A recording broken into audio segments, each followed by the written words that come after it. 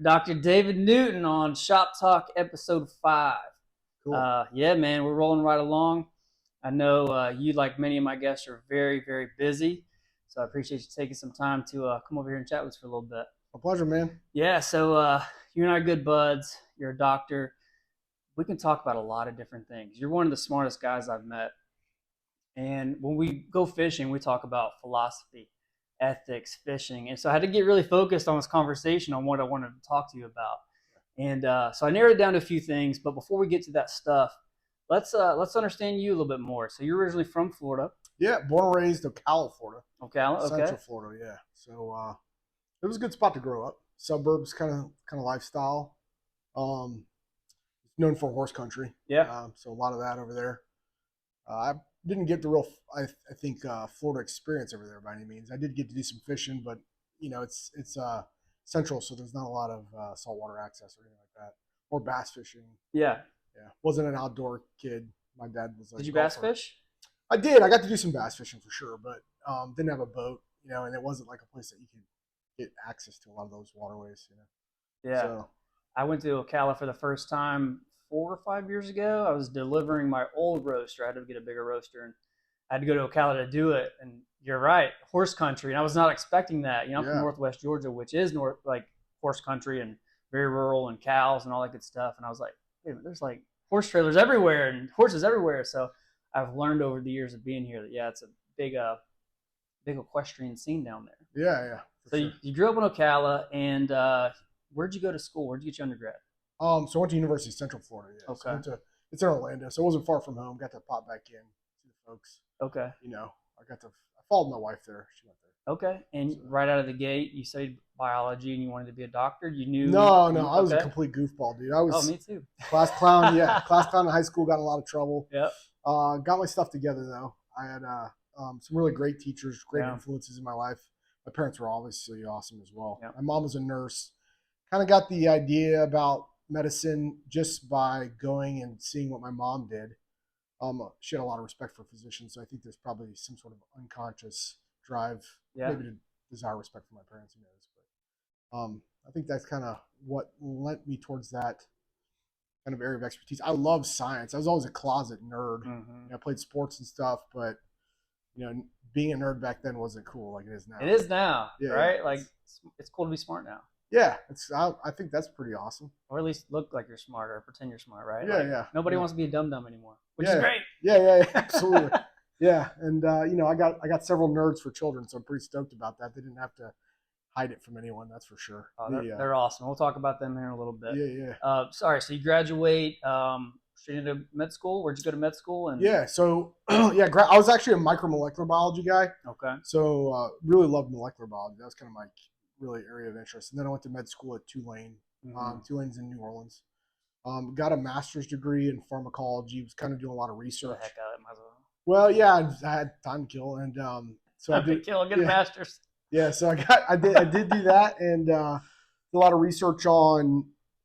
I kind of did most of my research was on pancreatic cancer, but I was specifically targeting areas that have to do with drug efflux. Pancreatic cancer is known to be extremely difficult to manage with chemotherapy because of its ability to kind of get rid of those drugs when they're exposed to it. So, yeah, I focused on that, generated some cell lines, generated some data, some literature. It was really great experience. Made some great friends in the lab, super cool guys and ladies that were just interesting.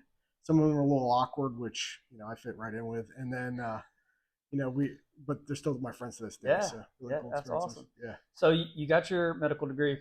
Yeah. How long until you discovered the Forgotten Coast? How did you go from that to rural medicine? Because you're a doctor here on the Forgotten Coast. Obviously, you're raising your family here. So how did you get here?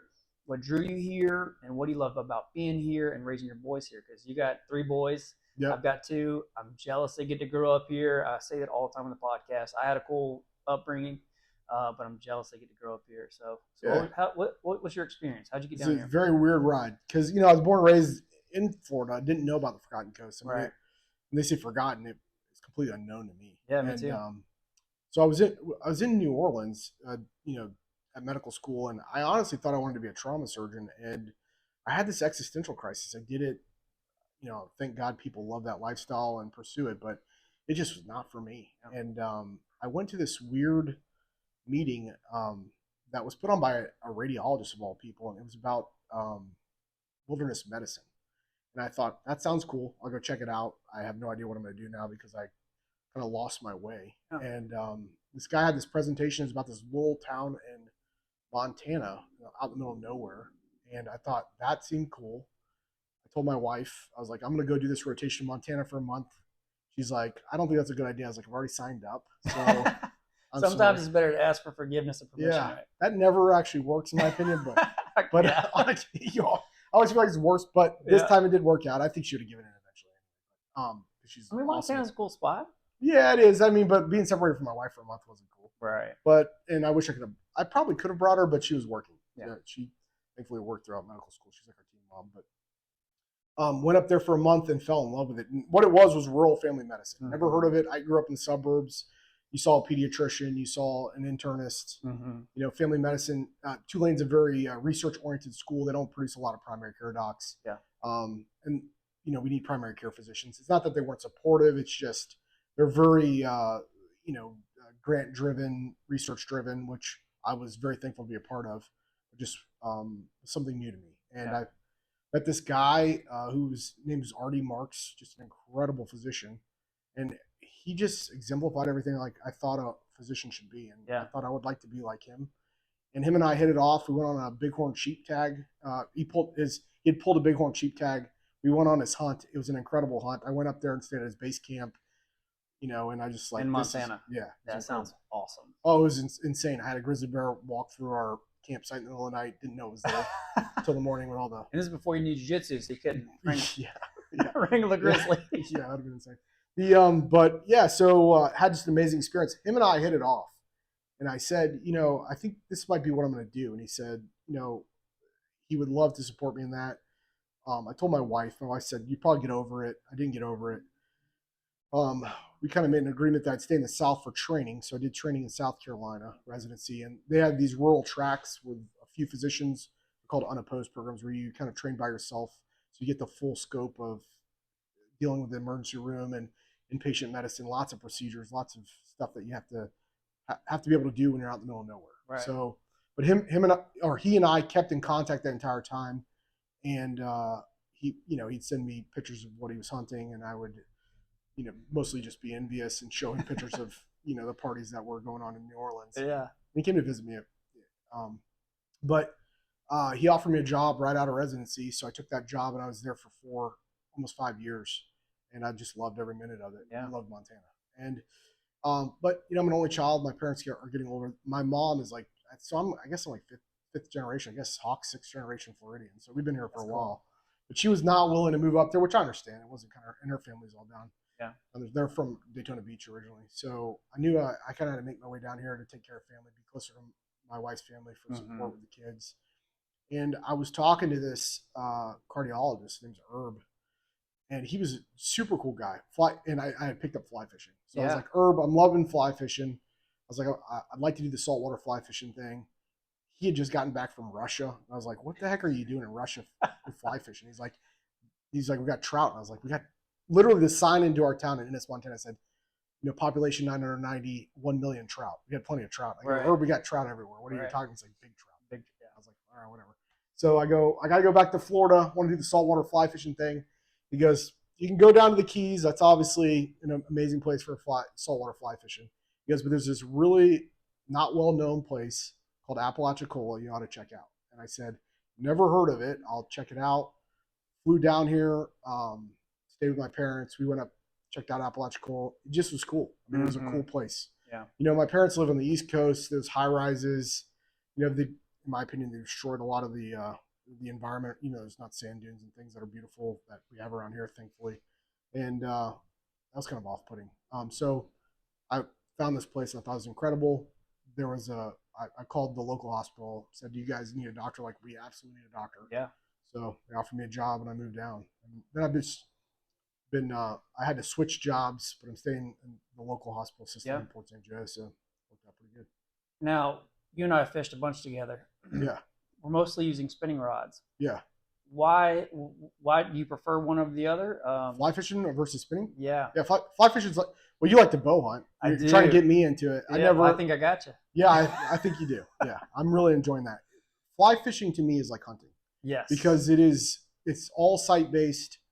I don't have the boat to do it. That's why we're always kind of doing this, and I like artificial bait. Yeah. So that's why we're using spinner reels and everything. But I pay guides to take me out to places with the right equipment. But I have all the fly stuff, and Kevin with his fly fishing shop, I sold it.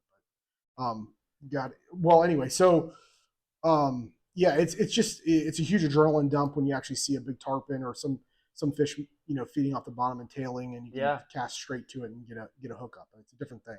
I finally kind of experienced that. Captain C Richardson of Flash Class YouTube, I harassed him for like 6 months, and he finally took me fishing, and we're poling in 18 inches of water or less. Yeah. And he's a professional. He's been doing this for 25 years plus, and he's on the back of the boat on his poling platform. He's like, Matt, cast right there, 30 feet out. And I'm like, oh, there's that red. You get it right there. You got to work it just right. And to see them eat. Oh.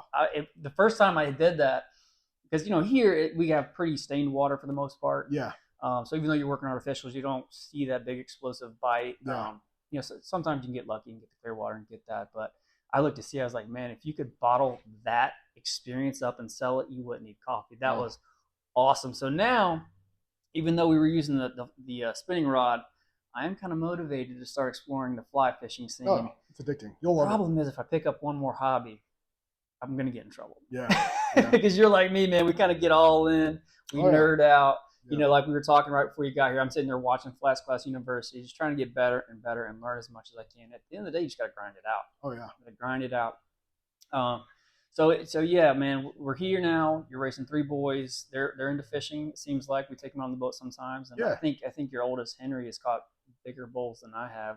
Yeah, which is awesome. He's pretty lucky, that kid. That's awesome, man. Yeah. But I think most importantly about fishing is being outdoors. 100%. Getting sunlight, connecting to nature. Mm-hmm. I think that does so much for your mental health, as does exercise, proper sleep. You and I both train Brazilian Jiu Jitsu. I've been in it for 10 years. You've been approaching 5 now. We have both faced our own forms of adversity.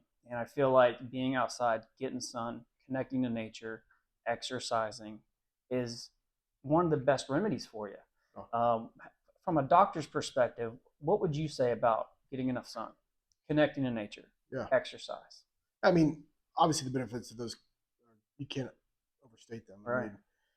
There's tons of literature coming out on sleep cycles, et cetera, and getting adequate sleep. And, we both like Jocko Wilcox. I think I said his last name correctly. He like runs off 5 hours. Jocko Willink. Willink. Yeah. So he runs off like 5 hours of sleep. Which is not good. No, it's not.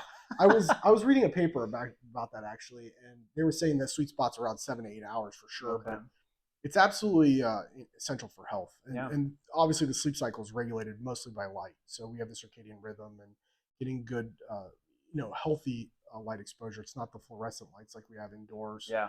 At least 2 hours a day is extremely good for you. And it's all about regulation of that circadian rhythm and getting their appropriate sleep cycles. Yeah. It's amazing. We have this incredible waste system in our brain. Like we have the lymphatic system in our body that manages a lot of waste, but we have the glymphatic system in our brain, which is it's doing most of its work while we're sleeping. And so getting rid of a lot of that metabolic waste and neuronal health, it's essential, and I read a study that said if you're averaging less than 6 hours a night on a regular basis, your risks of neurodegenerative disease skyrockets. Somewhere like 40 to 60%. Oh, I'm in trouble right now, man. That newborn, I know. 8 months of every 2 hours. Yeah, it's funny you said that. So I was like, how is that possible, right? So then I was like, well, how do children affect, just having multiple children, how does that affect? Because there's huge sleep deprivation. Yes. So interestingly enough, for women, it is protective to have multiple children. And they don't really know why, because they do recognize the fact that there's so much sleep disruption. Yeah. There's no benefit as far as I can tell for men with the sleep disruption. Yeah. So the women are getting off with the benefits of the children from a health perspective. The men not so much from a sleep deprivation perspective, but I feel like they manage that better than we do. Yeah, they're built different, that's for sure. And nature is Nature is a unique thing, man. It's beautiful how things work out like that. You know? Well, the last one was exercise. Obviously, exercise is extremely important for you as well. You know, our generation is going to be, we're the stagnant generation. The generation before us was the smokers. You know, and smoking's decreased so much. We're not, you know, that's something that's not going to be so influential in our health. We're not going to see all those COPDers down the line. Yeah. But we're going to have a lot of people. Well, we already have tons of morbid obesity, all the associated problems with that, which are numerous. Yeah. And you know, cardiovascular exercise every day just for heart health is important. And then, you know, just in general, having good muscle tone, bulk as you age is so protective, and helps with mobility. I always tell my patients, if you don't stop moving, death, you know, if you stop moving, death will catch you. Yeah. So if you keep moving, it'll never get you. Yeah. You know. And speaking of moving, as mentioned previously, we train jiu-jitsu. Yeah. Your boys train jiu-jitsu. Yeah. My son, we both have Henry. Yeah. We call yours Big Henry because mine's a little guy, and your Henry's a little bit older. But man, the benefits. I mean, don't get me wrong. A lot of times you wake up the next day and you feel like you get hit by a bus. Yeah. But I just think that pushing your body and your mind to be uncomfortable, sweating, being surrounded by good people, it's just so good for you. So what's been your experience with Brazilian Jiu-Jitsu and your kids? Yeah. I mean, we know rough and tumble play is excellent for children. For sure. Yeah. Period. And that, as men, that's kind of our role, actually. Yeah. Is the rough and tumble play. You know, I don't know if your wife's like this, but my wife's, I was like, you play so aggressive. I can't be around you. I'm always worried you're going to hurt him. I'm like, I'm not going to hurt him. You know, and if I do, it's going to be something minimal. Yeah. But that's extremely good for them. And the fact that they get to do that, they kind of understand their body's limitations. I mean, it's just so beneficial for them. It's good for them. It's an outlet for aggression. They all have that. And it helps with discipline, which is huge, just for success in life. Yeah. Independent of, you know, just being super successful in business and other aspects of life. It's just in life and relationships. It's super beneficial. Yeah, and I think it's great because I'm glad we have it here. You know, because we don't have wrestling, we don't have a lot of the other sports except for, you know, the standard baseball, football. I never really wanted my kids to play football. I have nothing against football. The repetitive head impact is not something I'm really interested in having my kids exposed to. Right. And you know, like you said, we're surrounded by great people. I don't know if all the you've trained in multiple martial arts. Yeah. I have not. So, you know, I was kind of hesitant at first. I was, you know, some of the personalities you see online in regards, I was thinking like Steven Seagal types. I didn't know what to expect with that, but it was by far one of the best experiences I've ever had. And I'm super thankful to be able to participate in it. With the new kid, obviously it's been tough to get in as much, but I had to get back to it. Yeah, I get it. So I couldn't bring a doctor in to my coffee shop without talking about caffeine. Yeah. Dr. Rhonda Patrick has spoken pretty extensively about the benefits of caffeine within certain bounds, right? Yeah. Especially like in terms of longevity, cardiovascular system. Obviously, there are neuro benefits in terms of just being sharper, better memory. Yeah. There is an upper limit. You know, there's a point where there are diminishing returns. And I remember being at the hospital. I used to work in a hospital, as you know, and just consuming so much coffee because I'm staring at a screen all day long. And I even asked my doctor back then about, am I drinking too much coffee? He's like, how many cups are you having? I told him 3 or 4 a day. I think I'm doing a lot more than that now. But what are some benefits? What are the upper thresholds? What is your experience with folks who have too much caffeine? Would you recommend some coffee? Especially, you know, and when I say caffeine, I mean clean caffeine, like black coffee, specialty grade, organic when you can get it. And we bring a lot of organic stuff in. Once you throw in all that sugar, all those artificial sweeteners, it's definitely not good at that point. But what are your thoughts on caffeine? Yeah, you're absolutely right. I mean, the excess calories that come with adding all the flavoring and stuff, it's probably negligible. But, you know, just based off what I have kind of memorized, I'd say I'm pretty sure the upper limits is around 300 milligrams of caffeine in a day. Oh, crap. Yeah, which that's not as much as you think. But, you know, a few cups, you can definitely get there, a few cups. And, yeah, for sure. And, black coffee is definitely the best for you. You know, there's a lot of literature that shows that it has neuroprotective effects as well. I think there's a paper published specifically about Parkinson's disease and reducing the risk of Parkinson's disease. You know, it's highly stimulatory. There are metabolic byproducts that are active as well. So timing's a big deal. Yeah. I think amplifying your morning routine with early sunlight exposure and a cup of coffee is probably the best way to go about it. If you're going to drink it late into the day, I wouldn't suggest after 2 p.m. with a normal sleep cycle. Right.